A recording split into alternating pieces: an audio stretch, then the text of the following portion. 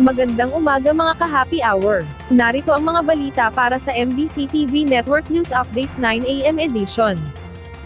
Nationwide voter registration, sinuspinde ng COMELEC. Yan ang MBC TV Network News ni Winnie-Pearl Hesoro.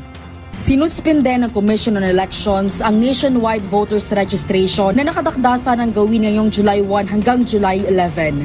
Sa panayam ng DZRH News kay COMELEC Chairman Attorney George Garcia, sinabi nito na naghihintay pa sila ng desisyon ni Pangulong Ferdinand Marcos Jr. kung ibivito o pipirmahan ang panukalang postponement ng Barangay at Sangguniang Kabataan Elections o BSKE. Ayon kay Garcia, sakali mang hindi matuloy ang BSKE, magsisimula ang nationwide voters registration sa huling linggo ng Oktubre at tatagal hanggang Hulyo sa susunod na taon o sa 2026.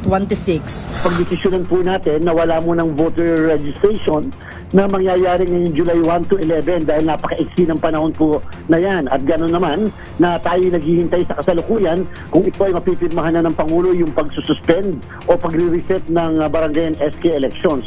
Kung magkaganon po, ang ating pong mga registration ay magsisimula na lamang sa huling linggo ng Oktubre at tatagal po ito hanggang Hulyo 10 ng susunod na taon. Ibig sabihin aniya mahabang panahon para paghahandaan ang BSKE na mangyayari sa November 2026. Ibig sabihin ganun po kahaba ang magiging registration natin para po sa tinatawag natin barangay SK elections na maaari mangyari na sa darating na Nobyembre ng 2026. Samantala, hindi bababa sa 3 billion pesos ang kakailanganin na dagdag na pondo ng COMELEC sakaling matuloy ang postponement ng BSKE dahil marami aniya ang mga pagbabago na kakailanganin nilang ikonsidera para sa preparasyon ng eleksyon sa susunod na taon. Para sa MBC TV Network News, ito si Winnie-Pearl Hesoro ng DZRH, una sa Pilipinas, una sa Pilipino.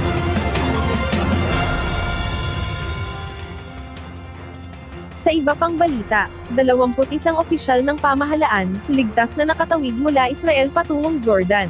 Ligtas na nakatawid patungong Jordan ang 21 opisyal ng pamahalaan na na-stranded sa Israel sa gitna ng umiigting na tensyon sa pagitan ng Israel at Iran, ayon sa Department of Foreign Affairs nitong Huwebes. Sa nasabing bilang, 17 ang dumalo sa training sa Agricultural Technology mula June 10 hanggang June 20, kabilang dito ang 2 kongresista, 9 na alkalde, 4 na bise-alkalde, at 2 regional director kasama rin ang 4 na espesyalista mula sa Department of Agriculture na may kinalaman sa industriya ng gatasan.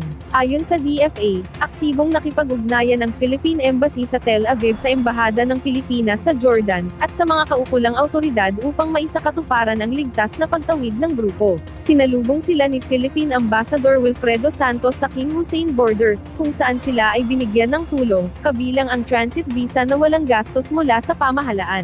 Inaasahan ng DFA na sa mga susunod na araw, ay makakatanggap din ng unang grupo ng mga overseas Filipino workers ang embahada sa Jordan, bilang bahagi ng evacuation efforts. Samantala, sa isang panayam, sinabi ni Philippine Ambassador kay Israel Eileen Menjola raw na lilipad patungong Dubai ang grupo, bago bumiyahe pa uwi ng Maynila. Nagpapatuloy naman ang palitan ng opensiba sa pagitan ng Israel at Iran, na naglalagay sa panganib sa mga sibilyan at dayuhang nasa lugar ng kaguluhan. At yan ang mga balita para sa MBC TV Network News Update 9 AM edition. Abangan ang mga susunod na balitaan mamaya para sa 10 AM edition.